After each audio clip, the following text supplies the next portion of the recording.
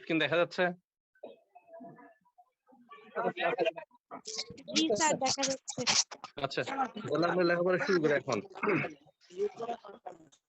3টা চ্যাপ্টারের মধ্যে উইডের একটা চ্যাপ্টার, সেটা ইন্ট্রোডাকশন অফ উইড। তো এটা ডেফিনিশন আমরা শিখবো প্রথমে। উইড কাকে বলতেছে? তোমার প্ল্যান্ট কিংডমটা দুই ভাগে ভাগ করা হচ্ছে, একটা উইড, একটা হবে ক্রপ। উইড গুলো হবে আনওয়ান্টেড, আবার এগুলো গ্রো করবে আউট অফ প্লেস, যেখানে প্রয়োজন নাই সেখানে গ্রো করবে। যেমন ধান খেতে যদি দুই একটা পাট গাছ হয় সেটা উইড হবে। আবার পাট খেতেও যদি দুই একটা আউশ ধান পাওয়া যায় সেটা উইড হবে। আনওয়ান্টেডলি যেটা গ্রো করবে সেটা উইড হবে। তো উইডের এবং প্ল্যান্টের ক্রপের মধ্যে কিছু পার্থক্য আছে। যেমন উইড গুলো তোমার মানুষ ইন্টেনশনালি গ্রো করবে না, ক্রপ গুলো গ্রো করবে। তো যেমন আউশ, পাট এবং তোমার হচ্ছে কটন, এগুলোর মধ্যে কোনটা চাষ করা হবে ফার্মার সিদ্ধান্ত নেবে এবং ফার্মার সেই ফসলটাই জমিতে লাগাবে, সেটাই হচ্ছে ক্রপ। আর উইড বুথা হবে না, বুথুয়া হবে না, দুর্বা হবে, ফার্মাররা এগুলো ব্যাপারে কোনো সিদ্ধান্তই নেবে না। আর উইড গুলোকে মানুষ কখনো যত্ন করবে না, প্ল্যান্ট গুলোকে যত্ন করবে। তো যাই হোক, উইড এবং ক্রপের মধ্যে এই ধরনের আরো কিছু ডিফারেন্স আছে। তো তাহলে যদি তোমার ডিজায়ার প্ল্যান্ট হয় তাহলে সেটাকে ক্রপ বলা হবে, আনডিজায়ারেবল প্ল্যান্ট অথবা plant growing out of place হলে সেটাকে উইড বলা হবে। তো এই যে মানুষ চাচ্ছে না জমিতে উইড হোক, তারপরেও জমিতে কিন্তু বছর বছর উইড গুলো টিকে থাকতেছে। মানুষ ধ্বংস করতেছে, এরপরে উইড গুলো টিকে আছে। উইডের কিছু স্পেশাল ক্যারেক্টারিস্টিক্স আছে যেগুলোর জন্য উইড গুলো বছরের পর বছর জমিতে টিকে থাকে। তো ক্যারেক্টারিস্টিক্স এর মধ্যে একটা ক্যারেক্টারিস্টিক্স হচ্ছে উইড গুলো হবে প্রলিফিক, যেগুলো অনেকগুলো সিড তৈরি করবে। যেমন এখানে এক্সাম্পল লেখা আছে অ্যামারান্থাস, একটা প্ল্যান্ট 1,96,000-এর মতো বীজ তৈরি করবে। বথুয়া তৈরি করবে 72,000 সিড। এই ধরনের অনেক উইড আছে যেগুলো লক্ষ লক্ষ সিড তৈরি করে। কিন্তু কোনো একটা ফসলের গাছ, যদি আমি চিন্তা করি যে ধান অথবা পাট, একটা প্ল্যান্ট কতগুলো সিড তৈরি করবে, কিন্তু উইড অনেক সিড তৈরি করবে, সেই জন্য এরা বছরের পর বছর টিকে থাকবে। আবার উইডের সিড গুলো সয়েলে ডরমেন্ট অবস্থায় থাকবে। ধানের বীজ যদি জমিতে পড়ে থাকে, এই বছর পড়ে থাকলে সামনের বছর গজাবে, তারপরের বছর আর ধানের বীজ।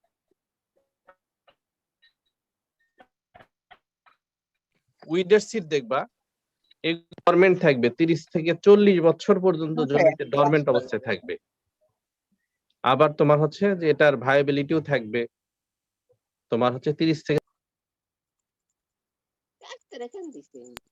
এরপরে বলা হচ্ছে উইড সিড গুলো অনেক স্মল হবে, ছোট সাইজের সিড হবে।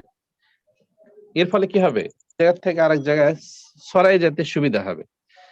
যেমন ভুট্টার সিড দেখবা বাতাসের মাধ্যমে এক দেশ থেকে আরেক দেশে যাবে না, কিন্তু উইড সিড দেখবে এক দেশ থেকে অন্য দেশে যাবে। এগুলো লং ডিস্টেন্সে তোমার ডিস্ট্রিবিউট হবে, সহজে এক জায়গা থেকে এক জায়গায় যেতে পারবে। আবার অনেক উইড আছে যেগুলোর জার্মিনেশন ক্যাপাসিটি অনেক বেশি, যেমন হাই টেম্পারেচার, লো টেম্পারেচার, যে কোনো অবস্থাতেই তোমার হচ্ছে জন্মিতে পারে। যেমন পিগ উইড, এটা জার্মিনেশন করবে -7 degree centigrade temperature. Hello sir. আবার কিছু উইড আছে যেগুলো খুবই হার্ড হবে, তোমার হচ্ছে রেজিস্ট্যান্স হবে, অ্যাডভার্স সিচুয়েশনে যেগুলো রেজিস্ট্যান্স হবে। আবার উইড গুলো ইরাডিকেশন করা খুব ডিফিকাল্ট হবে, জমি থেকে নিঃশেষ করে ফেলা উইড গুলো অনেক বেশি ডিফিকাল্ট। এগুলো তোমার পারসিস্টেন্স ক্যাপাসিটি থাকবে, টিকে থাকার ক্ষমতা থাকবে। যারা রোগ পোকামাকড়ের প্রতি সেনসিটিভ হবে না, ভালোবাসতে হতো। এরপরে বলা হচ্ছে উইড গুলো, অনেক উইড আছে যেগুলো ক্রপের মতোই দেখতে। যেমন ধান খেতে কিছু উইড দেখবা কি ধান গাছের মতো একবারে উইড, যেগুলো তোমার হচ্ছে অভিজ্ঞতা সম্পন্ন লোক ছাড়া এগুলো আলাদা করতে পারবে না। ধানও যখন কাটবে উইডটাও কাটবে, একই সময় দেখবা যে অনেকগুলো সিড ধানের সাথে মিক্সচার হয়ে যাবে। উইড গুলো অ্যাডভার্স সিচুয়েশনেও তারা তোমার হচ্ছে গ্রো করবে। বাসায় যাও। এগুলো কিছু ক্যারেক্টারিস্টিক্স আছে যেগুলো উইডের মধ্যে। রবেন, হ্যালো, শোনা যাচ্ছে?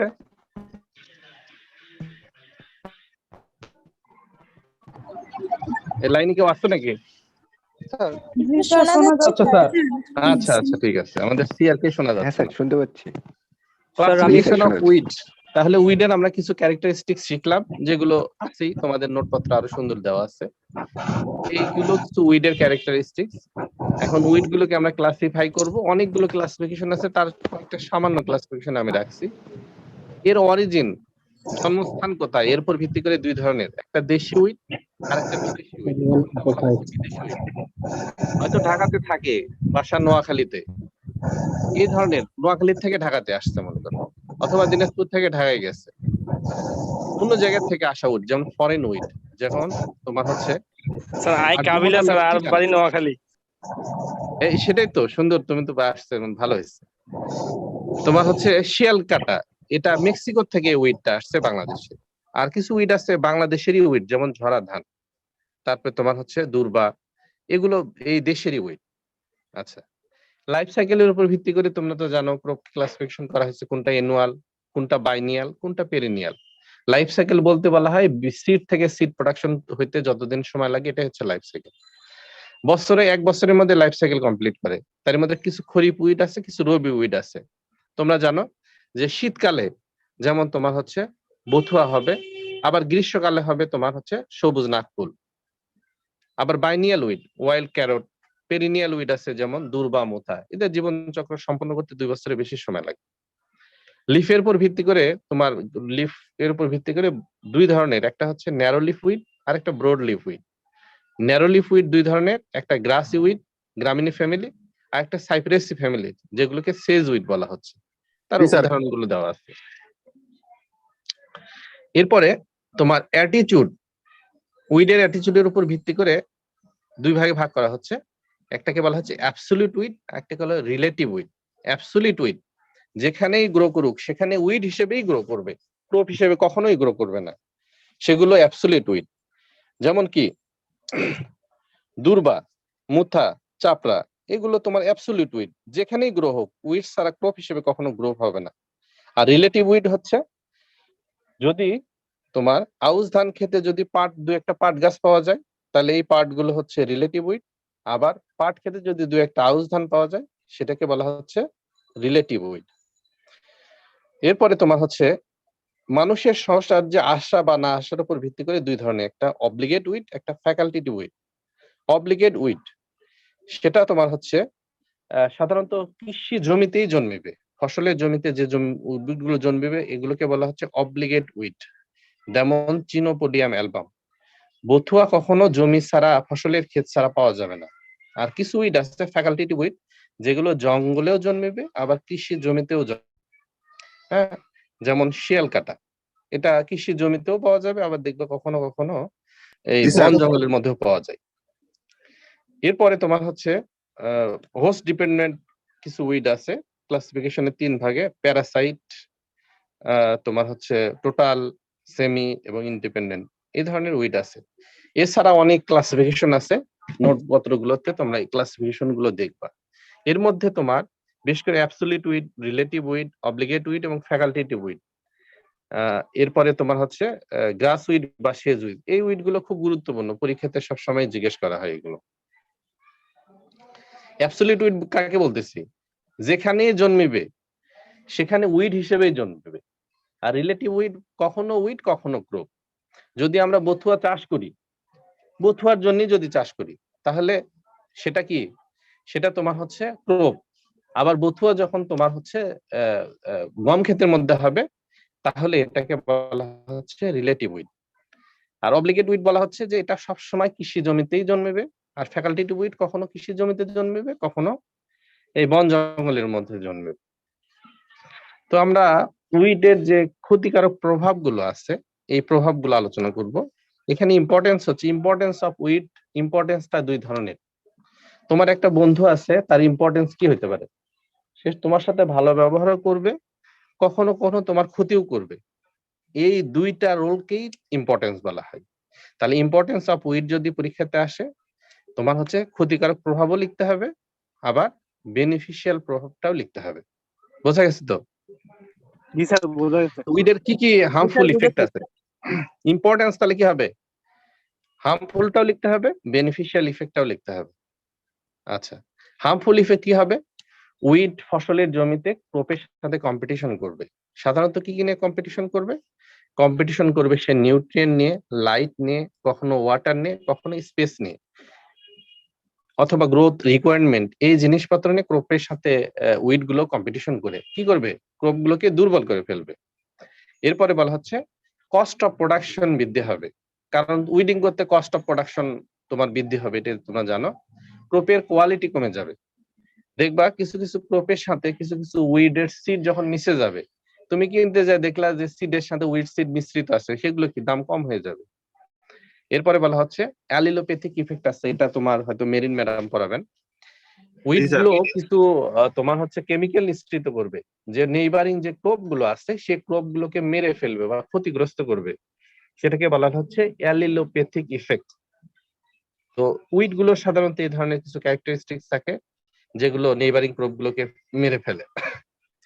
আচ্ছা, ফার্ম ইমপ্লিমেন্টেড ইফিসিয়েন্সি কমে যাবে। জমি চাষতেছ, জমিতে যদি অনেক বেশি উইড থাকে তাহলে দেখবা কি ফার্ম ইমপ্লিমেন্টের সাথে সেগুলো আটকে যাবে, দেখবা বিশেষ করে প্লাউইং এর ক্ষেত্রে খুবই সমস্যা হবে। জমি বিক্রি করবা, এটাতে দাম কমে যাবে যদি অনেক বেশি উইড থাকে সেখানে। জমির ফার্টিলিটি কমে ফেলবে। তাহলে এরপরে স্যার তোমার হচ্ছে জমির দাম বাড়ানোর উপায় কি স্যার? জমির যদি দাম বাড়ানোর জন্য যে ক্ষেত্রে দেখবা তোমার এলাকাতে কিছু জমিতে অনেক ভালো ফসল হয়, সে জমিগুলোর দাম বেশি। আবার কিছু জমিতে ফসল কম হয়, সেগুলো দেখবা যে দাম কম। উইড যদি কম থাকে তাহলে সাধারণত লোকজন সেটা পছন্দ করবে। উইড কাটলে তো হয় স্যার। উইড গুলোর এমন ক্যারেক্টারিস্টিক্স, সারা পৃথিবীতে এই পৃথিবীর জন্ম থেকে শুরু করে আজ পর্যন্ত উইড গুলোকে মানুষ ধ্বংস করার চেষ্টা করছে। উইড গুলো কি শেষ হয়ে গেছে? উইড গুলোকে কেউ সেচ দেয়, কেউ নিউট্রিয়েন্ট দেয়, কেউ ফার্টিলাইজার দেয়, কিন্তু এরপরেও বছর স্যার। বছর উইড গুলো টিকে আছে এবং কিয়ামত পর্যন্ত ওই উইড গুলো টিকেই থাকবে। নিরাময় করার উপায় নাই? উইড গুলো নিরাময় করা, যেদিন দুনিয়া ধ্বংস হয়ে যাবে সেদিন উইড গুলো ধ্বংস হয়ে যাবে, এর আগ পর্যন্ত হবে না। তোমাদের যখন পড়াবে পারসিস্টেন্স মেকানিজম অফ উইড, তখন তোমরা বুঝতে পারবা যে কিভাবে এরা পৃথিবীতে টিকে আছে। মানুষ কোনোদিনও জমিতে উইড চায় না, তারপরে দেখবা যে তোমার শুধু জমি না, তোমার যে টব আছে ছাদের উপরে, ছোট্ট একটু টব লাগাইছো, মরিচ গাছ লাগাইছো, ফুল গাছ লাগাইছো, দেখো ওর মধ্যে উইড গ্রো হয়। স্যার আমরা কি নিরাময় উপায় বের করতে পারি না? ঘটনা হচ্ছে ইসরাফিল আলাইহিস সালাম যেদিন সিংহায় ফু দিবে সেদিন নিরাময় হয়ে যাবে, তার আগ পর্যন্ত হবে না। স্যার একটা কথা ছিল স্যার। হ্যাঁ বলো। স্যার আপনার মানে স্লাইড গুলা স্যার মানে কেটে কেটে যাচ্ছে স্যার, মানে পুরাপুরি আসতেছে না স্লাইডটা। বুঝতে পারছি, এই স্লাইড গুলো তোমাদেরকে দিয়ে দেবো আসলে। এখন স্যার দেখা যাচ্ছে স্যার পুরোপুরি। আচ্ছা, দেখতে পারবা। এরপরে তোমার হচ্ছে ক্রপের কোয়ালিটি কমে যাবে। লাইভস্টক বা বার্ড, এদের তোমার হচ্ছে তোমার কোয়ালিটি বা কোয়ান্টিটি দুইটাই রিডিউস হবে।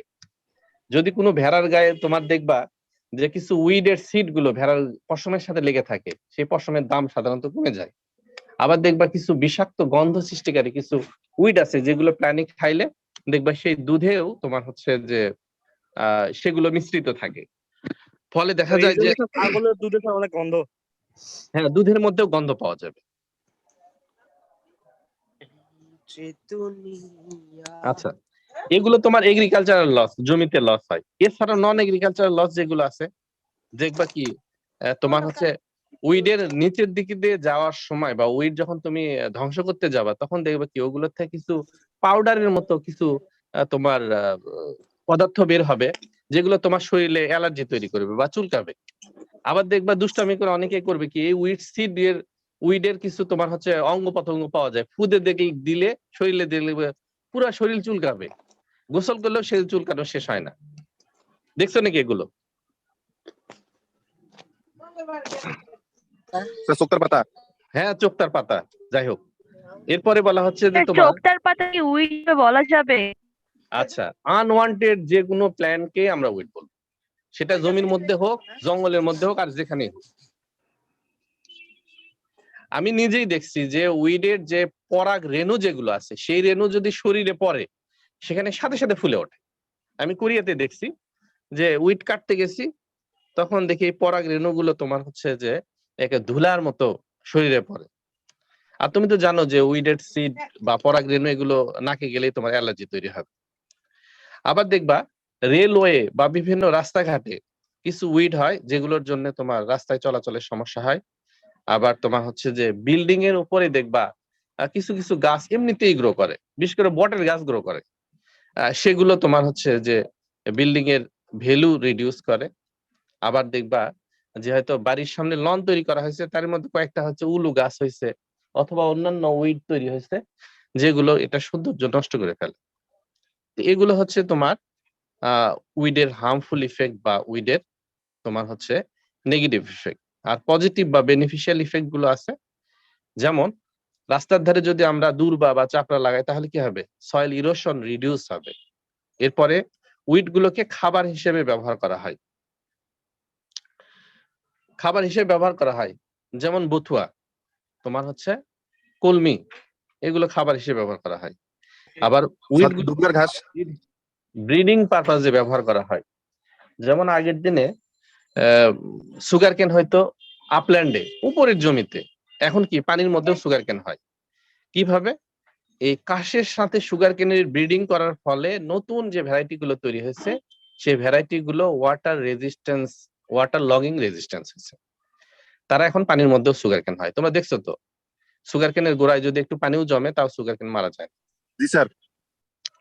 আবার কি করবে, উইড গুলো নিউট্রিয়েন্ট রিসাইক্লিং করবে। জি স্যার, ডিপ রুটেড উইড গুলো নিচের যে তোমার নিউট্রিয়েন্ট গুলো আছে ওটা পাম্প করে উপর দিকে উঠাবে।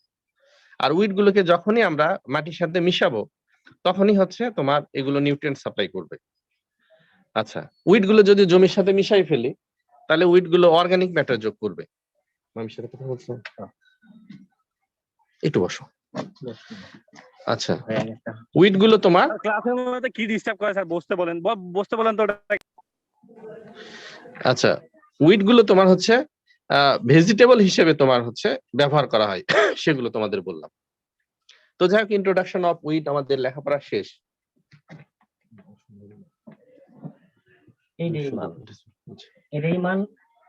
স্যার পরীক্ষা কি আসবে স্যার?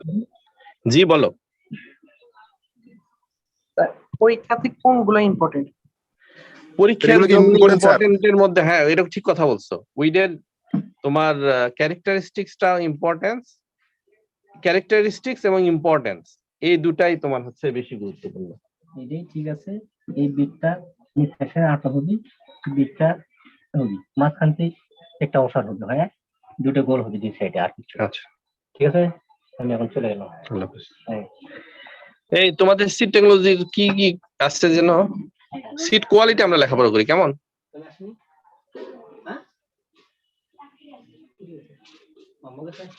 দেখা যাচ্ছে? হ্যালো, স্যার দেখা যাচ্ছে স্যার। আচ্ছা, আমরা দুইটা সিটের লেখাপড়া করবো, তার মধ্যে একটা সিট কোয়ালিটি। কষ্ট হয়ে যাচ্ছে তোমাদের আসলে? না স্যার, সমস্যা নাই। না স্যার, করান স্যার। সিট কোয়ালিটির অল্প কিছু স্যার বেশি লেখাপড়া, আছে যেমন- স্যার। জি স্যার পড়ান স্যার ভালোই লাগতেছে। এই শোনো, ঘটনা হচ্ছে যে এই অনলাইনে ক্লাস হতে হতে তো দুই একজন ক্লাস করে আর দুই চারজন ক্লাস করে না।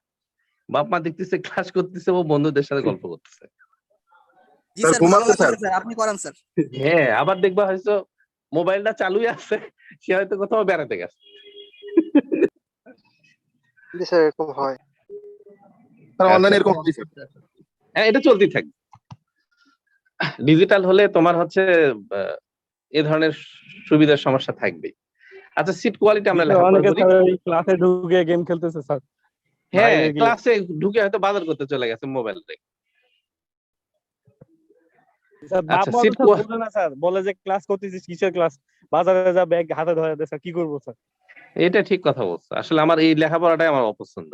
দেখছো তো আমি কতদিন ট্রাই করলাম, স্লাইডই তৈরি করতে পারি না। স্যার বাবা মাকেও ঠিক মতো শিক্ষা দেওয়া উচিত স্যার। আচ্ছা, আমরা কোয়ালিটি সিট কোয়ালিটি পড়ি।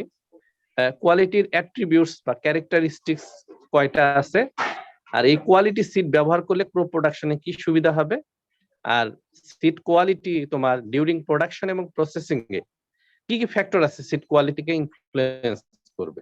লেখাপড়া খুব সামান্য। কোয়ালিটি সিডের অ্যাট্রিবিউটস এর মধ্যে প্রথম অ্যাট্রিবিউটস বা ক্যারেক্টারিস্টিক, ভালো সিডের ক্যারেক্টার ভালো হবে কেমন? জেনেটিক্যালি পিওর হবে। জেনেটিক্যালি পিওর বলতে বোঝানো হচ্ছে যে ধান খেতে অনেক সময় দেখবা কি ধান ছাড়াও অন্যান্য, হয়তো তুমি কাটারি ভোগ জমিতে গেছো, দেখবে কাটারি ভোগ ছাড়াও কালেজিরা অথবা অন্যান্য মিক্সচার থাকে, এই ধরনের মিক্সচার থাকবে না, সেগুলো হবে কি জেনেটিক্যালি পিওর হবে।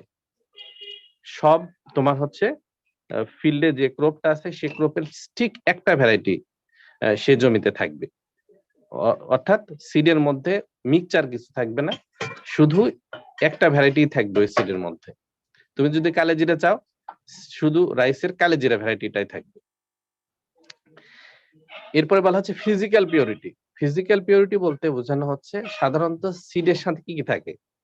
ক্রপ সিড, আদার ক্রপ সিড, উইড সিড এবং ইনার ম্যাটার, এগুলো মিক্সচার থাকে।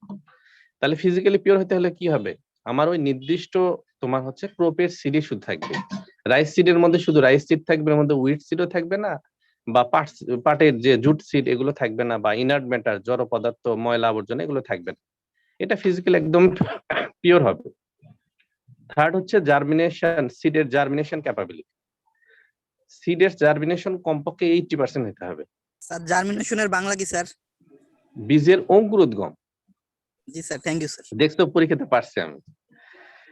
তো বীজের অঙ্কুরোদ্গম এর ক্যাপাসিটি কমপক্ষে 80% হবে।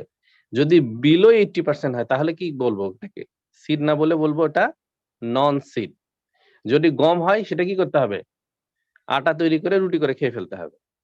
আর যদি জুটের সিড হয় তাহলে কি করতে হবে? এটা ফেলে দিতে হবে। তাহলে সিডের জার্মিনেশন ক্যাপাসিটি অবশ্যই মোর দেন 80% হতে হবে। তাহলে কি যার জার্মিনেশন ক্যাপাসিটি 90% সে আরো ভালো, যার জার্মিনেশন ক্যাপাসিটি 95%, 99% সে আরো বেশি ভালো সিড হবে। কোয়ালিটি সিডের জার্মিনেশন পার্সেন্টেজটা ভালো হবে। এরপরে বলা হচ্ছে সিডের ভিগর।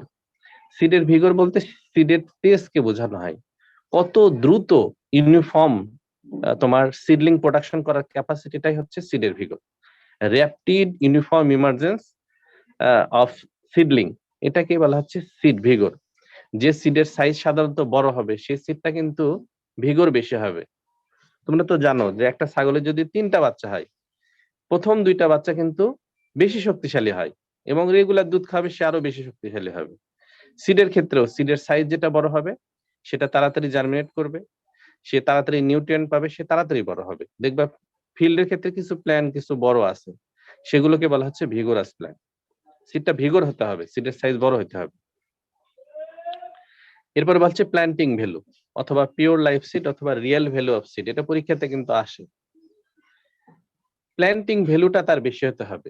প্ল্যান্টিং ভ্যালু সমান পিপি ইন্টু পিজি ডিভাইডেড বাই 100। যার পার্সেন্ট পিওরিটি এবং যার পার্সেন্ট জার্মিনেশন বেশি হবে তার প্ল্যান্টিং ভ্যালুটা তত বেশি হবে অথবা রিয়েল ভ্যালুটা তার বেশি হবে। সিডের হেলথ ভালো হতে হবে, সিডে কোনো ইনসেক্ট বা ডিজিজ ইনফেস্টেশন পাওয়া যাবে না। বলো স্যার, ফুল স্ক্রিনটা আসতেছে না স্যার। ফুল স্ক্রিন আসতেছে না? আচ্ছা ঠিক আছে।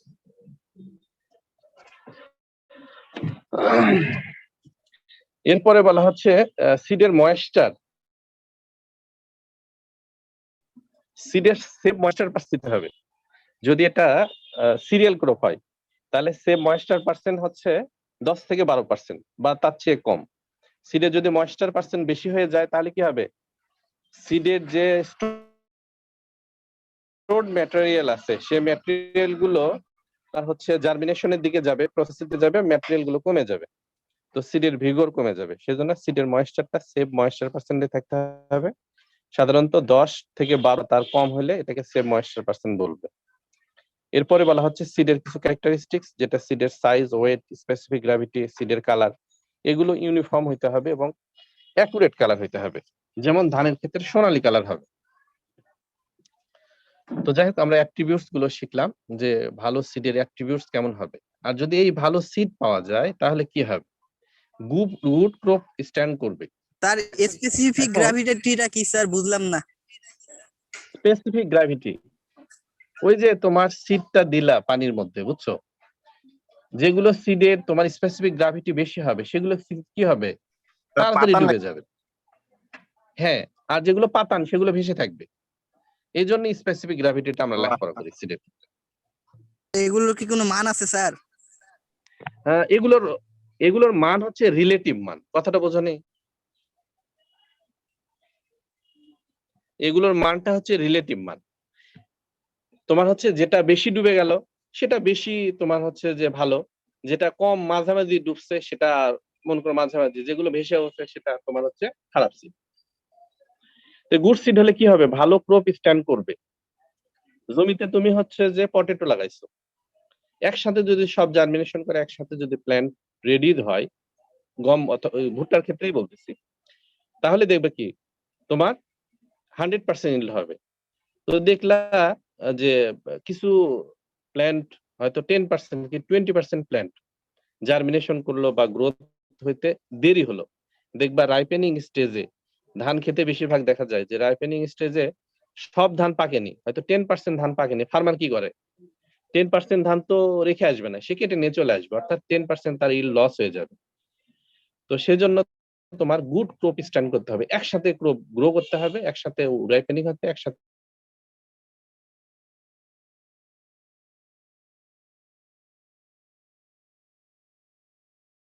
তোমার হচ্ছে যে হয় ক্ষেত্রে কেটে নিয়ে আসবে, 20% লস হয়ে যাবে ইল্ড। তো ভালো ক্রপ হলে তোমার গুড ক্রপ স্ট্যান্ড করবে, ফলশ্রুতিতে একসাথে হারভেস্ট করবে এবং তার ফলনও ভালো হবে এবং তোমার হচ্ছে যে ভালো কোয়ালিটি হবে। আদারওয়াইজ কি হবে, এগুলো অ্যাডভার্স কন্ডিশন তারা মোকাবেলা করতে পারবে না, ইনসেক্ট ডিজিজ বা পেস্টে তারা মোকাবেলা করতে পারবে না, সেক্ষেত্রে সেখানে ফলন কমে যাবে। এই ধরনের আরো কিছু তোমার হচ্ছে ইম্পর্টেন্স আছে, এগুলো নোটে দেওয়া আছে, তোমরা দেখে নিবা যে যদি কোয়ালিটি সিড ব্যবহার করা হয় তাহলে তোমার কি সুবিধা হবে। এখন ফসল তোমার এই যে প্রোডাকশন যখন করা হবে তখন কোয়ালিটি ইনফ্লুয়েন্স করবে এই ধরনের কিছু প্যারামিটার বলা হচ্ছে ইনহেরিটেন্স। ইনহেরিটেন্স বোঝো নাকি তোমরা? না স্যার।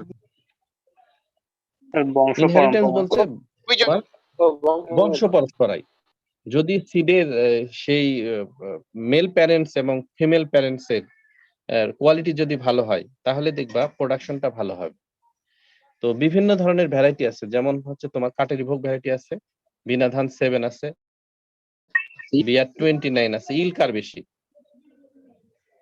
ইল দেখবা সাধারণত এই কাটারি ভোগ বা কালেজিরা এগুলোর ইল কম। মানে কি, তাদের ইনহেরিটেন্স, তাদের যে বংশ পরম্পরা আগের জেনারেশন তাদেরও ইল কম ছিল, সেজন্য ইল কম, সেজন্য ইনহেরিটেন্স ভালো হইতে হবে। সোর্স অফ সিডস, সিডস কেমন সোর্স হইতে হবে? সিড সাধারণত 4 ধরনের সিড, এখন 3 ধরনের পড়ানো হয়। একটা হচ্ছে ব্রিডার সিড, একটা হচ্ছে রেজিস্টার সিড, আর একটা হচ্ছে ফাউন্ডেশন সিড, একটা সার্টিফাইড সিড। আমি যদি ক্রপ গ্রো করতে চাই তাহলে আমার সার্টিফাইড সিডই যথেষ্ট, কিন্তু আমি যদি ফাউন্ডেশন সিড তৈরি করতে চাই আমাকে অবশ্যই আইদার ব্রিডার সিড নিতে হবে অথবা রেজিস্টার সিড নিতে হবে, তাহলে আমি ফাউন্ডেশন সিড তৈরি করতে পারবো। তো সিড ক্রপ প্রোডাকশন করতে গেলে আমার সোর্স অফ সিড ভালো হতে হবে। এগুলো তোমাদের কোনো না কোনো স্যাররা পড়াবে। এখন 3 নম্বরে হচ্ছে ফিল্ড কন্টামিনেশন। জমিতে আমি ধানের সিড তৈরি করতেছি, সাপোজ বিনা 7 এর সিড তৈরি করতেছি, পাশে যদি তোমার হচ্ছে বিআর 29 থাকলো, তারপরে পাশে কালেজিরা আছে অথবা কাটারি ভোগ আছে, তাহলে কি ঘটনা ঘটবে? ফিল্ডে কিছু কন্টামিনেশন হয়ে যাবে, আনওয়ান্টেড পলিনেশন হয়ে যাবে, হয়ে যাওয়ার পরে দেখবে ভ্যারাইটি মিক্সচার হয়ে যাবে, মিশে যাবে। সেক্ষেত্রে ফিল্ড কন্টামিনেশন যাতে না হয় সেটার দিকে লক্ষ্য রাখতে হবে প্রোডাকশন অবস্থাতে। যদি কন্টামিনেশন হয় তাহলে সিডের কোয়ালিটিটা কমে যাবে। সেক্ষেত্রে উপায় পড়াবো কিছুক্ষণ পরে, এই কিছুক্ষণ পরে তোমাকে পড়াবো। এরপরে গ্রোয়িং কন্ডিশন। গ্রোয়িং কন্ডিশন কেমন জমি হবে? জমিটা ফার্টাইল হবে, ইউনিফর্ম জমি হবে, তাহলে তোমার সিডের সাইজও ভালো হবে, গুড কোয়ালিটির সিড তৈরি হবে। পোস্ট ম্যাচুরেশন বা তোমার হচ্ছে প্রি হারভেস্ট কন্ডিশন, এক্ষেত্রে তোমার হচ্ছে টেম্পারেচার, রিলেটিভ হিউমিডিটি এবং প্রিসিপিটেশন খুব গুরুত্বপূর্ণ। দেখবা দিনাজপুর ঠাকুরগাঁও অঞ্চলে গমের বীজ তৈরি হয় কিসের জন্য? এখানে লো টেম্পারেচার আছে, সেই জন্য সিড প্রোডাকশনের জন্য ভালো সেখানে গমের সিড তৈরি হয় এবং এখানে রিলেটিভ হিউমিডিটিও কম থাকে। দেখবা গম ক্ষেত্রে ম্যাচুর হওয়ার এই 1 সপ্তাহ আগে যদি একটু বৃষ্টি হয়ে যায়, দেখবা কিছু ডিজিজ হয়ে যাবে, সেটা আর সিড হিসেবে ব্যবহার করা যাবে না, দেখবা গমের মাথাটা কালো হয়ে যাবে। তো এই কন্ডিশনটা খুব গুরুত্বপূর্ণ। আচ্ছা, হারভেস্টিং এর সময় methods of harvesting, time of harvesting, moisture condition, insect disease, এগুলো হারভেস্টিং এর ক্ষেত্রে খুবই গুরুত্বপূর্ণ। হারভেস্টিং এর কোন মেথডে হারভেস্ট করব, সেগুলোর জন্য কাল্টিভেশন প্রসিডিওরের মধ্যে এগুলো আছে, কোন মেথডে হারভেস্ট করা হবে এবং তোমার প্রপার টাইমে হারভেস্ট করতে হবে। হারভেস্ট আগে বা পিছনে করা যাবে না। হারভেস্টিং ম্যাচুরিটি যখনই আসবে তখনই সিডটা হারভেস্ট করতে হবে এবং সিডের ময়েশ্চার কন্টেন্ট কেমন হবে। যদি ধান সিড হারভেস্ট করি তাহলে এই 20% দিকে ময়েশ্চার থাকবে, তখন হারভেস্ট করে ফেলতে হবে।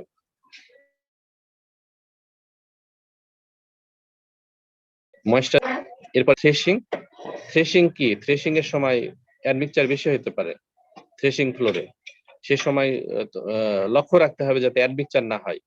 থ্রেশিং এর ক্ষেত্রে অনেক সময় অনেকে পিরপাল ব্যবহার করে অথবা পলিথিন ব্যবহার করে যাতে অ্যাডমিক্সচার না হয়।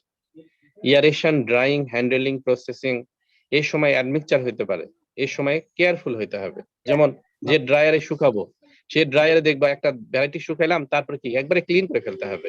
ক্লিন করে ফেলে তার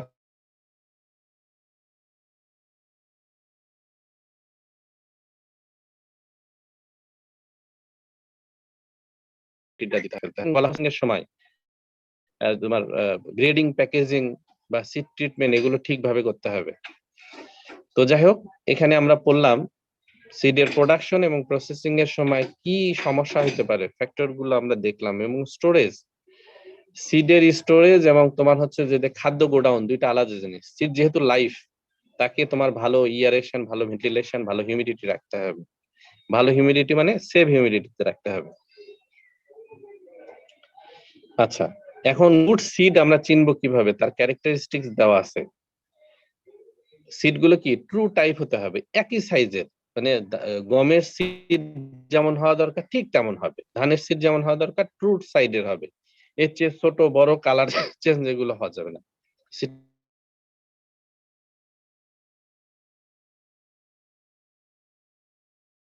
হেলগুলোকে ভায়াবল হবে, জীবন্ত হবে, ভালো জার্মিনেশন হবে, তার ঠিক থাকবে। সিড যেটা আমরা ব্যবহার করব সেটার লেভেল থাকতে হবে, ব্যাগে লেখা থাকতে হবে, কোথায় থেকে তৈরি হয়েছে, কোন কোয়ালিটির সিড, সবকিছু লেখা থাকবে। সিডের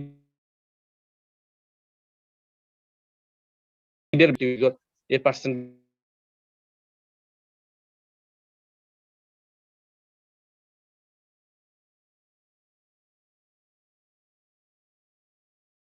সিডের ময়েস্ট থাকতে হবে, এগুলো অবস্থা যে থাকবে, এই সিডকে আমরা কি বলবো, ভালো সিড বা কোয়ালিটি সিড বলবো সেটাকে।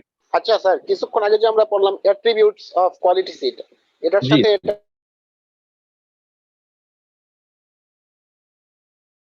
বুঝছো, যেমন একটা ছাত্রের ক্যারেক্টারিস্টিক্স, রেজাল্ট আমরা বললাম ওখানে রেজাল্ট,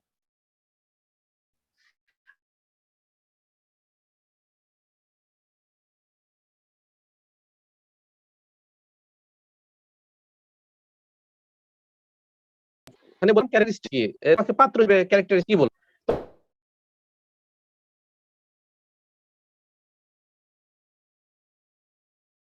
ক্যারেক্টারিস্টিক। এখন বুঝতে পারছো?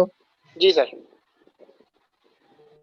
আচ্ছা, আমরা দুইটা চ্যাপ্টার পড়লাম, একটা পড়লাম ইন্ট্রোডাকশন টু উইট, আর একটা বললাম হচ্ছে কোয়ালিটি সিড। এখন আমরা শিখবো হচ্ছে যে সিড ক্রপ কাল্টিভেশন একটা চ্যাপ্টার আছে। খারাপ লাগতেছে তোমাদের? আসলে সেদিনই তো খারাপ লাগার কথা, যেদিন মেডিকেল চান্স না পেয়ে এগ্রিকালচার ভর্তি হয়েছে, সেদিন থেকে তো আসলে খারাপ লাগছে। জি স্যার। জি স্যার। স্যার কথা সত্য একদম। আমরা সিড ক্রপ কাল্টিভেশন পড়বো। এই কাল্টিভেশন প্রসিডিউর না স্যার ফুল পেজ দেখা যায় না স্যার? বলো। স্যার ফুল পেজ দেখা যায় না? এই তো ফুল পেজ দেখা যাবে, আমরা ওই যে মাথার দিকে দেখার চেষ্টা করতেছি। এখন দেখতেছো? জি স্যার। সিড ক্রপ কাল্টিভেশনে আমরা কি পড়বো, একটা পড়বো বেসিক প্রিন্সিপাল। একটা ক্রপ কাল্টিভেশন করব আর একটা হচ্ছে সিড ক্রপ কাল্টিভেশন করব। তোমাদের কিছুক্ষণ আগে শিখাইলাম গম চাষ করছি, গমের বীজটা সিড হিসেবে ব্যবহার করব। এটা তোমার হচ্ছে প্রতি কেজি সিড 100 টাকা করে বিক্রি করব। আর যখন গম চাষ করছি, গম প্রোডাকশন হয়েছে, তখন কত কেজি হবে? 20 থেকে 25 টাকা কেজি হবে, বড় জোর 30 টাকা কেজি হবে গম। তাহলে কোনটা বেশি ইম্পর্টেন্ট? সিড ক্রপ যেটা কাল্টিভেশন করব সেটা বেশি ইম্পর্টেন্ট। তার কিছু বেসিক প্রিন্সিপালস আমরা প্রথম পড়ব, এরপরে তোমার কাল্টিভেশন প্রসিডিওর পড়ব, এরপরে তোমার প্রসেস এবং গ্রেডিং পরে আমাদের লেখাপড়া আজকে আল্লাহ হাফেজ হবে। স্যার বলো।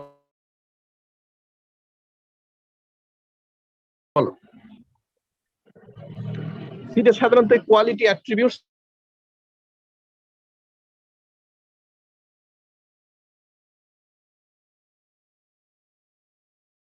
এই মেলা কিছু পড়ানো হয়, এগুলো তোমার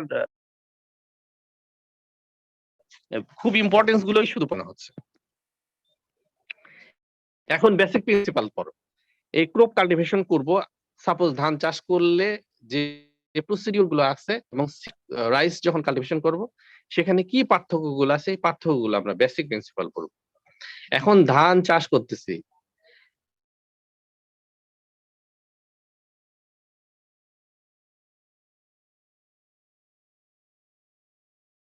কিনতে হবে। ধান চাষ করলাম, পরে রান্নাবাড়ি করে খাওয়া হলো, কিন্তু যখন আমরা সিড তৈরি করব, এই সিড কি করবে পরবর্তীতে? ফার্মাররা পরবর্তীতে জমিতে লাগাবে। তো সেই জন্য বেসিক প্রিন্সিপালস হচ্ছে সোর্স অফ সিড একটা ইম্পর্টেন্ট। সিডের সোর্স ঠিক থাকতে হবে। কিছুক্ষণ আগে তোমাদের বলছিলাম সোর্স অফ সিডের কথা। অ্যাপ্রোপ্রিয়েট ক্লাসের সিড হইতে হবে। তোমাদের 4টা ক্লাসের কথা বললাম। যেমন দেখো, ফাউন্ডেশন সিড তৈরি হবে কোথায় থেকে? ফাউন্ডেশন সিড অবশ্যই তোমার ব্রিডার সিড থেকে তৈরি করতে হবে। আবার সার্টিফাইড সিড যদি তৈরি করতে চাই, সেটাকে ফাউন্ডেশন সিড থেকে তৈরি করতে হবে। সার্টিফাইড সিড ক্রপ তোমার হচ্ছে তৈরি হবে ফাউন্ডেশন সিড থেকে তৈরি হবে। সিডের আবার কি থাকতে হবে? আমরা যে সিডটা ব্যবহার করব সেই সিডের বস্তার ট্যাগ থাকতে হবে, সিল থাকতে হবে। আচ্ছা, বিভিন্ন ধরনের ট্যাগের কালার আছে, ব্রিডার সিড, ফাউন্ডেশন সিড এবং সার্টিফাইড সিডের বা সাব স্ট্যান্ডার্ড ইমার্জেন্সি সিডের ট্যাগের কালার আছে। কালার দেখলে বোঝা যাবে এটা কোন কোয়ালিটির সিড। ব্রিডার সিড কে তৈরি করবে? ব্রিডার সিড তৈরি হবে কৃষি গবেষণা ইনস্টিটিউট অথবা গম গবেষণা ইনস্টিটিউট, সেখানে ব্রিডার সিড তৈরি হবে। ব্রিডার সিডের পরিমাণ খুবই সামান্য তৈরি হয়। ওই তোমার আইদার তোমার হচ্ছে 2টা প্যারেন্টস এর ক্রস করে হতে পারে, অথবা আর ভালো ভ্যারাইটি চয়েস করা হলো। তো এই ধরনের ব্রিডার সিডের পরিমাণ খুবই সামান্য থাকে। এই ব্রিডার সিড যখন আবার গ্রো করে অনেকগুলো সিড তৈরি হবে, সেটাকে ফাউন্ডেশন সিড বলবো। আবার ফাউন্ডেশন সিড আবার গ্রো করলে অনেক অনেক সিড তৈরি হবে, সেটাকে বলা হচ্ছে সার্টিফাইড সিড। এই সার্টিফাইড সিড ফাউন্ডেশন সিড গুলোই কি ফার্মাররা স্যার? কিনে নিয়ে লাগাবে। হ্যালো হ্যালো বলো। স্যার, ফাউন্ডেশন সিডটা কি স্যার? ফাউন্ডেশন সিড বলা হচ্ছে ব্রিডার সিড থেকে যে সিডটা তৈরি করা হবে। সাপোজ একটা ব্রিডার, আমি যখন কোরিয়াতে এই ব্রিডিং করছি, তখন একটা গাছে তোমার হচ্ছে 10টা স্পাইকলেট ওখান থেকে পোলেন গ্রেন ফেলে দিছি। ফেলে দিয়ে কোথায় থেকে নিছি? হাই কোয়ালিটি পোলেন গ্রেন অন্য জায়গা থেকে নিয়ে এসে ওখানে তোমার ব্রাশিং করছি। তো তাহলে তোমার ওখানে 10টা সিড তৈরি হয়েছে। এই 10টা সিডই হচ্ছে ব্রিডার সিড। এই ব্রিডার সিড যখন জমিতে লাগাই দিছি, 10টা গাছ থেকে যে সিড গুলো তৈরি হলো, এই সিড গুলোকে বলা হচ্ছে ফাউন্ডেশন সিড। 10টা গাছ থেকে কতগুলো সিড তৈরি হবে? প্রতি গাছে যদি 500টা করে সিড হয়, 10টা গাছে 5000 সিড তৈরি হয়েছে। এই 5000 সিডকেই বলা হচ্ছে ফাউন্ডেশন সিড। এখন বোঝা গেছে? জি স্যার, বুঝলাম স্যার। জি স্যার, বুঝছি স্যার। আচ্ছা, এরপরে তোমার হচ্ছে যে ভ্যালিডিটি পিরিয়ড থাকতে হবে। ওখানে লেখা থাকবে যে কতদিন এটা ব্যবহার করা যাবে বা কত সালে তৈরি হয়েছে। আচ্ছা, এরপরে সেম ভ্যারাইটি হইতে হবে। আচ্ছা, তাহলে কি সোর্স অফ সিড ইম্পর্টেন্ট? যদি আমি সিড প্রোডাকশন করতে যাই, সাপোজ আমি ফাউন্ডেশন সিড তৈরি করতে যাই, আমাকে অবশ্যই গবেষণার থেকে ব্রিডার সিড নিয়ে আসতে হবে। ব্রিডার সিড কেউ দেয় না, ব্রিডার সিড সাধারণত ওই গবেষণা প্রতিষ্ঠানেই থাকে। গবেষণা প্রতিষ্ঠান ফাউন্ডেশন সিডই সাপ্লাই করে। আচ্ছা, কিন্তু আমি যখন ফসল লাগাবো তখন কি এগুলো দরকার আছে? ফসল লাগানোর জন্য দরকার নাই, ওই যে তোমার হচ্ছে বাসার থেকে খানিক বীজ কিনে লাগালেই হবে। আচ্ছা, এরপরে বলা হচ্ছে সুইটেবল সিড প্লট। সিট প্লটটা সুইটেবল হতে হবে। সিট প্লটের আমার হিস্টোরিটা জানতে হবে, কমপক্ষে 3 বছরের হিস্টোরিটা জানতে হবে, যে জমিতে আমি সিড ক্রপ কাল্টিভেশন করতে হবে পারবো করব। সেক্ষেত্রে কি হবে, যদি আমি ধানের সিড তৈরি করি, গত 3 বছরে ওই জমিতে কোনো ধান চাষ হয়নি, এই ধরনের জমি চয়েস করতে হবে। যদি গত 3 বছরে ধান চাষ হয়ে থাকে তাহলে কি হবে, আগের বছরে ধানও হয়তো ওই সিডের মধ্যে গজায় যাবে। তাহলে বিআর 28 এর মধ্যে দেখা যাবে বিআর 29, বিনা 7 সহ মেলা ভ্যারাইটির মধ্যে তৈরি হয়ে গেছে। তাহলে যে জমিতে আমি চাষ করতে চাই, এই জমিতে গত 3 বছরে ওই ভ্যারাইটি বা ওই ধরনের ফসল চাষ হয়নি, এই ধরনের প্লট চয়েস করতে হবে বা জমি চয়েস করতে হবে। তাহলে কি এই বছরে আমি যদি কোথাও তোমার গমের সিড তৈরি করলাম, পরের বছর ওই জমিতে আমি ধানের সিড তৈরি করতে পারবো, পরের জমিতে ওই বছর ভুট্টার সিড তৈরি করতে পারবো। তাহলে কি অ্যাডমিকচার হবে না। এই প্ল্যান গুলো, যে প্ল্যান গুলো তৈরি হবে, সাপোজ এই বছর আমি কালেজিরা জমিতে চাষ করছি, পরের বছর বিনা 7 এর সিড তৈরি করতেছি, করতে করতে দেখবো কি কালে 7 এর কিছু বিনা 7 এর মধ্যে কালেজিরা কিছু ধান হয়ে গেছে, সেগুলোকে বলা হচ্ছে ভলেন্টারি প্ল্যান্টস। এই ধরনের ভলেন্টারি প্ল্যান যাতে না হয়, তাহলে তোমার সুইটেবল প্ল্যান সিড প্লট আমাদের লাগবে। আইসোলেশন ডিস্টেন্স, কিছুক্ষণ আগে তোমরা জিজ্ঞেস করলা যে আনওয়ান্টেড পলিনেশন হবে, আমি কাঠেরি ভোগের বীজ তৈরি করতে চাই, পাশের জমিতে বিনা 7 আছে, বিআর 28 আছে, বিআর তোমার 59 আছে, তাহলে এই জমিতে কি হবে, পোলেন গ্রেন পাশের জমিতে এসে আনওয়ান্টেড পলিনেশন হয়ে যাবে, ভ্যারাইটি অ্যাডমিক্সচার হয়ে যাবে, হাইব্রিড তৈরি হয়ে যাবে। এগুলোর থেকে মোকাবেলা করার জন্য আইসোলেশন ডিস্টেন্স ফলো করতে হবে। আইসোলেশন ডিস্টেন্স বলা হচ্ছে সেলফ পলিনেটেড ক্রপের ক্ষেত্রে কম, ক্রস পলিনেটেড ক্রপের ক্ষেত্রে বেশি। হুইটের ক্ষেত্রে বলা হচ্ছে 3 মিটার, জুটের ক্ষেত্রে বলা হচ্ছে 20 মিটার। তাহলে কি আমরা এই জমিটা ফেলে রাখবো? তোমাদের কারো ধারণা আছে নাকি? আসলাইনে কেউ? স্যার প্রশ্নটা আরেকবার বলেন। আরেকবার প্রশ্ন স্যার। আইসোলেশন ডিস্টেন্স আমরা কিভাবে মেইনটেইন করব? যেমন জানি না স্যার। হুইটের ক্ষেত্রে 3 মিটার। একটা জমি আছে আমার, বিশাল বড় একটা জমি, মনে করো এগ্রিকালচার ফ্যাকাল্টি যে বিল্ডিংটা আছে, ওই বিল্ডিং এর জমিতে আমি গম সিড প্রোডাকশন করতে চাচ্ছি।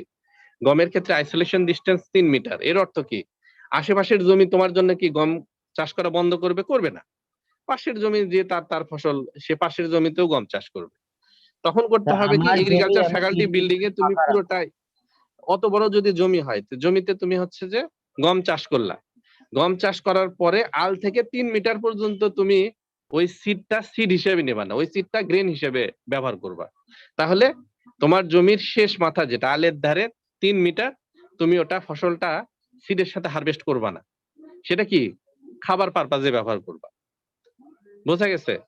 যদি জুট ক্ষেত হয়, জমির আলের ধার দিয়ে 20 মিটার পর্যন্ত জায়গা, ওখানে তুমি সিড কালেকশন করবা না, তাহলে ওটা আইসোলেশন ডিস্টেন্স মেইনটেইন হবে। তোমরা কি আমার কথা বুঝতে পারছো?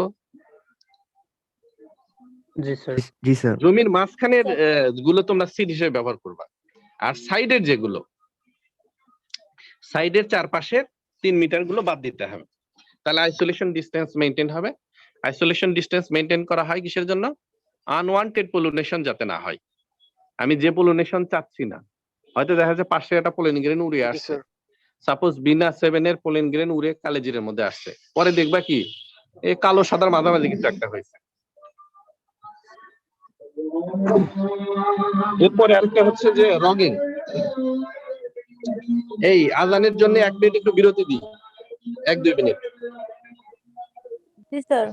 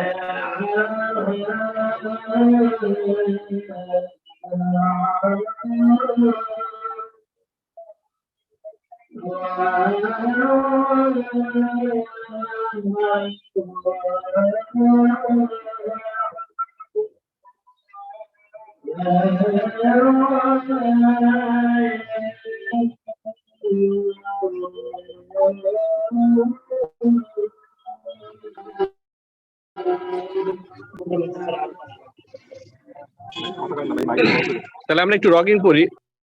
রগিং স্যার, আজান বলতে হচ্ছে, স্যার। Voluntary plan species. বলো, শুরু করা হোক এখন।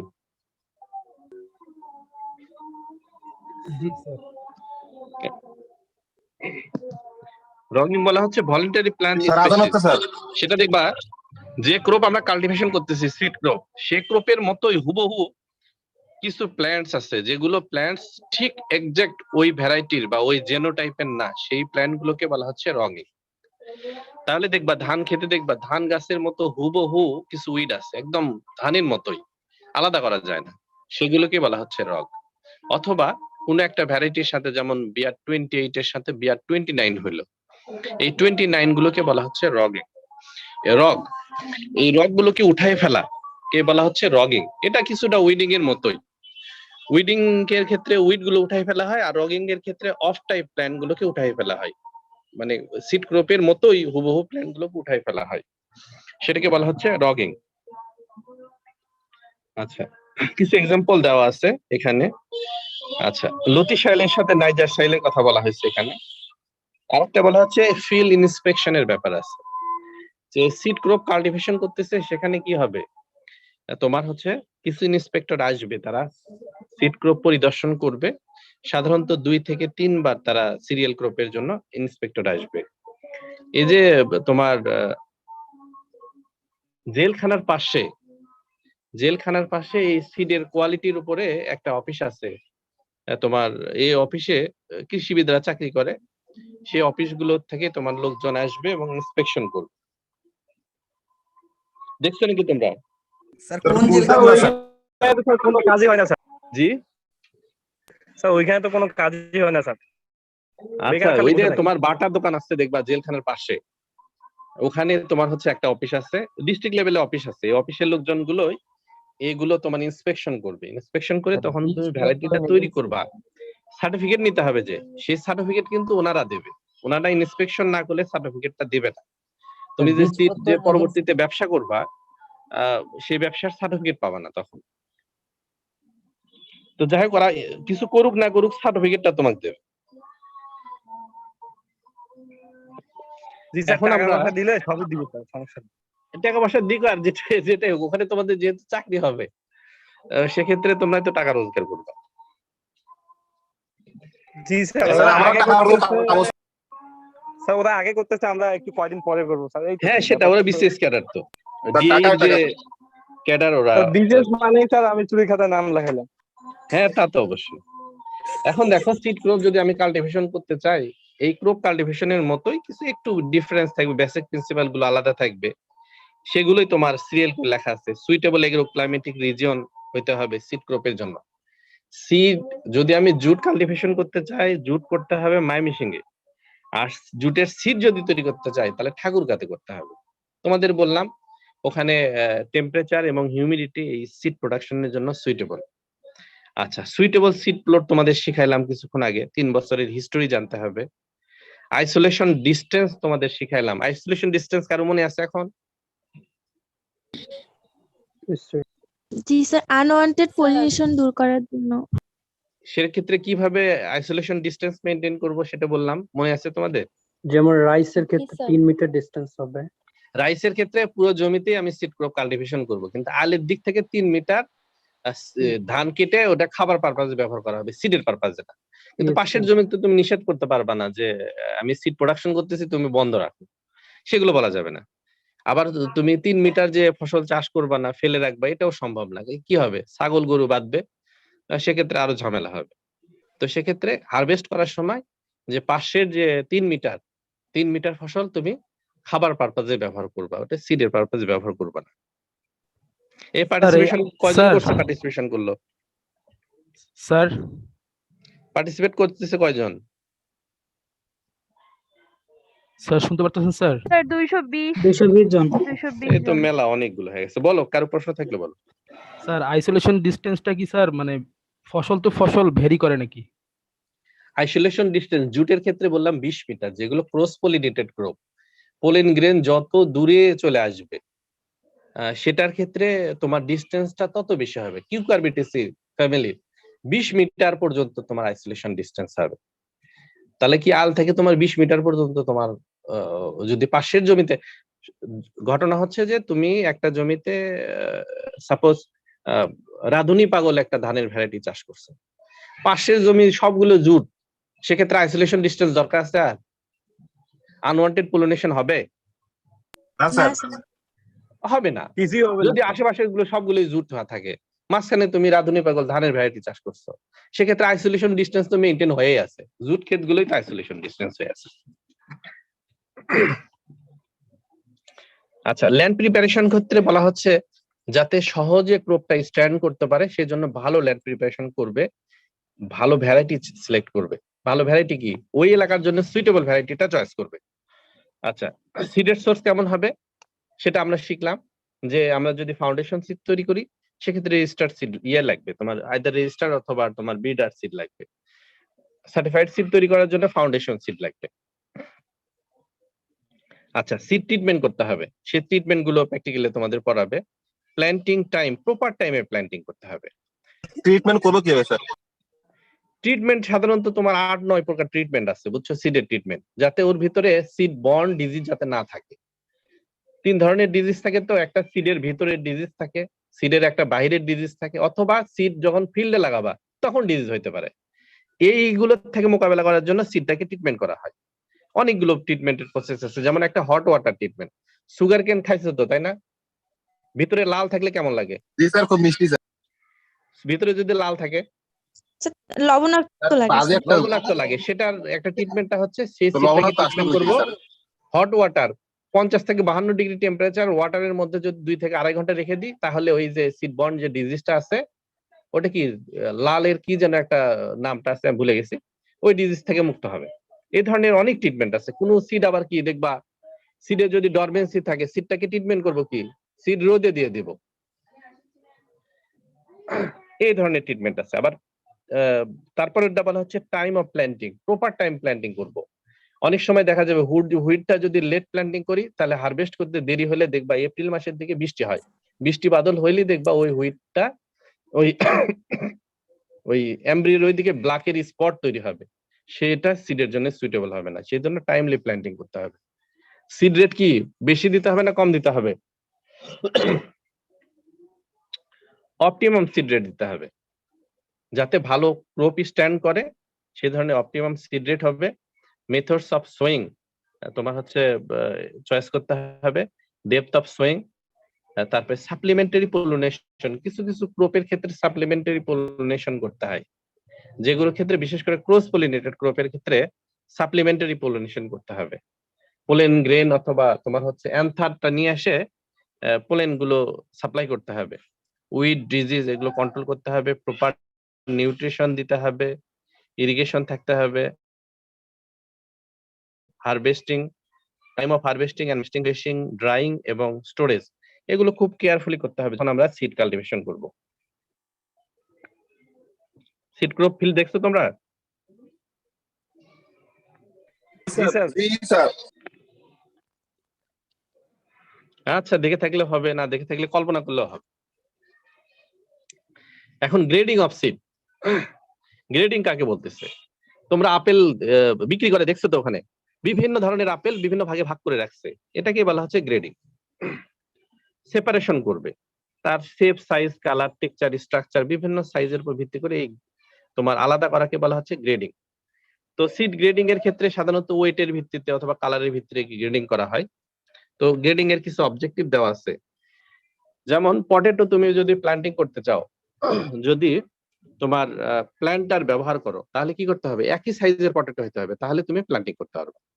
যেমন সিড ড্রিল, সিডের সাইজ যদি ছোট বড় হয় তাহলে কি হবে, ছোট সাইজ হলে দুটো সিড একসাথে পড়বে, অথবা বড় সাইজ হলে দেখবা পরে স্পেস গুলো বন্ধ হয়ে যাবে। তো মেকানিক্যাল তোমার ড্রিলিং করতে এই সিড গ্রেডিং করতে হবে, অথবা তোমার ফিজিক্যাল কোয়ালিটি এক ধরনের হবে, একই ধরনের তোমার জার্মিনেশন ক্যাপাসিটি বা ক্রপ স্ট্যান্ড করার জন্য একই কোয়ালিটির সিড দিতে হবে।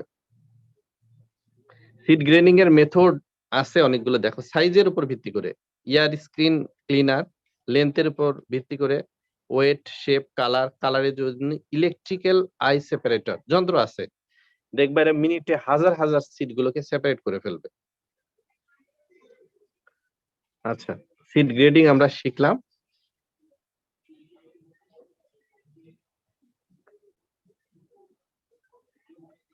আজকে তো লেখাপড়া দেখি শেষই হয়ে গেল।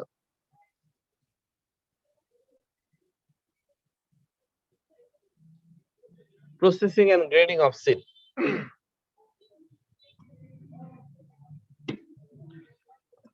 তাহলে তোমাদের লেকচার শিটটা দিব কিভাবে? স্যার আমাদের সিআরকে পিডিএফটা ইমেল করে দিলে আমরা পেয়ে যাব। ক্রপটা বুঝিনি স্যার, সিড বলো, কি ক্রপটা বুঝলি? বুঝিনি sir, seed crop cultivation. Seed crop cultivation বলতে বোঝানো হচ্ছে তুমি একটা জমিতে ধান চাষ করো, দুইটা পারপাজে ধান চাষ করতে পারো। একটা পারপাজ হচ্ছে কি, তুমি ধান কেটে সে চাল মারাই করে তোমার হচ্ছে রান্নাবাড়ি করে খাবা, সেটা হচ্ছে ফুড ক্রপ কাল্টিভেশন। আর একটা জিনিস হচ্ছে তুমি ধান খেতে ধান চাষ করবা, সেই সিডটা পরবর্তীতে কি সিড হিসেবে মার্কেটে বিক্রি করবা। যেমন ইস্ট ওয়েস্ট সিড কোম্পানি, লাল তিত, ব্রাক, এই ধরনের সিড কোম্পানি আছে না, যারা কি শুধু সিড তৈরি করে, তুমি এই সিডটা তৈরি করবা, সেটাকে বলা হচ্ছে সিড ক্রপ কাল্টিভেশন। এটা খাবারের জন্য ব্যবহার করবা না, এটা সিডের জন্য ব্যবহার করবা। স্যার সিডের জন্য ব্যবহার করলে তুমি তো বুঝতে পারছো, ধান তোমার 100 টাকা কেজি 200 টাকা কেজি সিড হিসেবে ব্যবহার করতে পারবা। আর ধান যখন তুমি ফুড ক্রপ হিসেবে গ্রো করবা, তাহলে দেখবা হয়তো 30 টাকা কেজি বা 25 টাকা কেজি তোমার ধানটা বিক্রি হবে। তো যেটা 100 টাকা কেজি 200 টাকা কেজি তৈরি করবা, সেটা তো অবশ্যই ইন্টেনসিভ কেয়ারে তৈরি করতে হবে। এটার জন্য বিশেষ করে তোমার বেসিক প্রিন্সিপালটা খুবই ইম্পর্টেন্ট। স্যার এই ক্ষেত্রে কি স্যার প্রোডাকশনটা একই রকম হবে? প্রোডাকশন সিড ক্রপ কাল্টিভেশনে যেহেতু তুমি ইন্টেনসিভ কেয়ার করতেছো, সেক্ষেত্রে প্রোডাকশন আরো বেশি হবে। যেহেতু তুমি কেজি পাচ্ছ, তোমার দাম প্রায় 3 থেকে 4 গুণ বা 5 গুণ দাম বেশি পাচ্ছ, সেক্ষেত্রে তো তুমি কেয়ার আরো বেশি করবা, সেক্ষেত্রে তো তোমার কাল্টিভেশনে তোমার প্রোডাকশনটা আরো বেশি হবে। স্যার সেক্ষেত্রে ঠিক আছে, কিন্তু স্যার দেখা যায় যে মানে বীজের জন্য যে সিড গুলো করা হয় সেখানে অনেক ধরনের কীটনাশক ইউজ করা হয় না, যে ক্ষেত্রে আবার ক্রপের জন্য করা হলে সেটা করা হয়, যার কারণে দেখা যেতে পারে যে ক্রপ ইল্ডিং এর জন্য প্রোডাকশনটা বেশি হচ্ছে, অনেক হয়তো হরমোন ব্যবহার করতেছে বা এরকম কোনো ব্যবহার করা। এখন ঘটনা হচ্ছে যে তোমার সিডের দামই হচ্ছে যে 3 থেকে 4 গুণ বা 5 গুণ দাম বেশি, তো সেক্ষেত্রে যদি ইল্ড অর্ধেকও হয় তাও তো তোমার দামে এটা পড়তা পড়ে যাবে। জি স্যার, ঠিক আছে, বুঝতে পারছি। স্যার একটা প্রশ্ন, ব্রিডার সিড তৈরির জন্য আমি যে প্যারেন্ট প্লান্ট গুলো নিব সেগুলো কি ফাউন্ডেশন থেকে হবে নাকি সার্টিফাইড থেকে? আচ্ছা, ব্রিডারের যে প্যারেন্টস গুলো ইউজ করবা, সেই প্যারেন্টস গুলো হবে কি, সেই প্যারেন্টস গুলো অবশ্যই ইউনিক প্যারেন্টস হবে। আমি যখন ব্রিডার সিড তৈরি করছি, প্যারেন্টস গুলো কি করছি, তোমার ব্যাক ক্রস করতে করতে এগুলো তোমার হচ্ছে যে গ্রো করতে করতে তোমার একদম পিওর যে তোমার লাইন, এগুলোকে লাইন বলা হয়, পিওর লাইন গুলো তোমার হচ্ছে এগুলো প্যারেন্টস হিসেবে ব্যবহার করা হয়। স্যার এটা লাইন গুলোই পিওর হবে। ডিটেইলস যদি এবার 7 থেকে 8 জেনারেশন সেগুলো গ্রো করা হয়, করার পরে এর মধ্যে তোমার কোনো সেগ্রিগেশন বা ভেরিয়েশন থাকবে না, সেই প্যারেন্টস গুলো ব্যবহার করেই তোমার হচ্ছে যে এই প্যারেন্টস গুলো তোমার আইদার মেল অথবা ফিমেল প্যারেন্টস চয়েস করা হয় সাধারণ। সেগ্রিগেশনটা কি স্যার? সেগ্রিগেশন বলতে বোঝানো হয় যে তোমার যখন F2 জেনারেশন হবে, F2 জেনারেশনে দেখা যাচ্ছে যে তোমার এই কালো চাল ধানের সাথে সাদা ধানে তুমি ক্রস করছো। F2 তে দেখা যাবে কি, কোনটা দেখা যাবে কালো ধানের গাছ হয়েছে, আবার কোনটাতে দেখবা কালো সাদা মিশ্রিত ধান হয়েছে, আবার কোনটাতে যায় দেখবা যে শুধু সাদা হয়েছে। এই যে ডিফারেন্স, এগুলোকে বলা হচ্ছে সেগ্রিগেশন। সেগ্রিগেশন আরেকটা ভালো এক্সাম্পল হচ্ছে, তোমারা যে ভাই বোন, অনেক ফ্যামিলিতে ভাই বোন থাকে যে হয়তো 10 জন ভাই বোন আছে, 10 জন ভাই বোনের হাইটটা কি একই ধরনের হয়? হাইটটা কিন্তু একই ধরনের, বিভিন্ন ধরনের হয়। এটাকে বিভিন্ন ধরনের হওয়াটাকে বলা হচ্ছে সেগ্রিগেশন, সিমিলার না, ডিসিমিলার। স্যার একটা বিষয় জানতে চাচ্ছিলাম আসলে আপনার কাছ থেকে। বলো। স্যার বিষয়টা হচ্ছে আমি আসলে মানে সিড প্রোডাকশন করতে যাচ্ছি, মানে ব্যক্তিগত উদ্যোগে আর কি। তো সেই ক্ষেত্রে আমার প্রাথমিক করণীয়টা কি থাকবে আসলে? আমি অবশ্যই এই বিষয় নিয়ে ওই যে শহীদুল স্যারের সাথে কথা বলেছিলাম। হ্যাঁ, জি, ওই অফিসের সাথে তোমার আগে প্রথমে কন্ট্যাক্ট করতে তো হবে, আমি তাদের অবশ্যই permission শহীদুল নিতে স্যার, হবে। স্যার আমি শহীদুল স্যারের সাথে কথা বলেছিলাম এই বিষয় নিয়ে। তো শহীদুল স্যার আমাকে বললো যে তুমি আমাদের এখানে আসো, আসার পর আমাদের যে অনেক বড় ভাইরা নাকি আপনার সিড প্রোডাকশনের সাথে জড়িত। হ্যাঁ তো হ্যাঁ স্যার হ্যাঁ আর কি হ্যাঁ, বিভিন্ন ওনাদের কোম্পানিতে কথা বললো। লোকটা কিনতে। স্যার আসলে এটা কি মানে আমি যে একজন মানে এটা আসলে কতটুকু পসিবল যে মানে সিড